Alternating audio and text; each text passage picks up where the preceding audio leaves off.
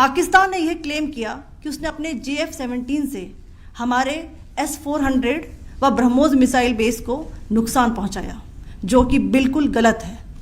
दूसरा, उसका यह भी मिस इन्फॉर्मेशन कैंपेन था कि हमारी एयरफील्ड्स जो कि सिरसा, जम्मू, पठानकोट, बठिंडा, नलिया और भुज में हैं, ये उसका मिस इन्फॉर्मेशन भी बहुत गलत है।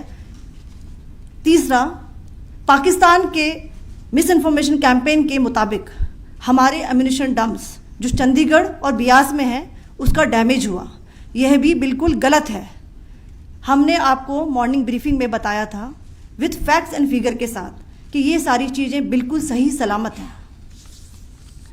अब मैं आपको बताना चाहती हूँ कि पाकिस्तान के एक प्रेस कॉन्फ्रेंस में ये बात की गई थी कि उनके सीनियर मिलिट्री ऑफिसर्स जो कि पूरी तरह से ये भ्रामक हैं और तथ्यों से दूर हैं कि पाकिस्तान की ओर से ये झूठा आरोप भी लगाया जा रहा है कि भारतीय सेना ने मस्जिदों को नुकसान पहुंचाया। मैं इससे बिल्कुल स्पष्ट करना चाहती हूं कि India is a secular nation और हमारी सेना भारत के कॉन्स्टिट्यूशनल वैल्यूज़ की एक बहुत प्यारी झलक है। इंडियन आर्म्ड फोर्सेस ने पाकिस्तान को बहुत भारी नुकसान पहुंचाया, उनके मिलिट्री इंफ्रास्ट्रक्चर्स को, चाहे वो लैंड एसेट्स हों या फिर उनके एयर एसेट्स। यही नहीं, इंडियन आर्म फोर्सेस ने पाकिस्तान की एयरफील्ड्स स्कर्दू, जकोबाबाद, सरगोदा और बुलारी को बहुत नुकसान पहुंचाया।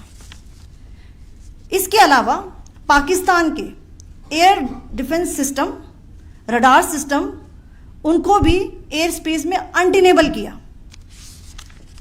यह भी बताना चाहती हूं कि लाइन ऑफ कंट्रोल के पास पाकिस्तान के command and control logistic installations और उनके मिलिट्री इंफ्रास्ट्रक्चर्स, मिलिट्री पर्सनल्स का इतना भारी नुकसान हुआ कि पाकिस्तान की ऑफेंसिव व डिफेंसिव कैपेबिलिटी को नष्ट कर दिया गया।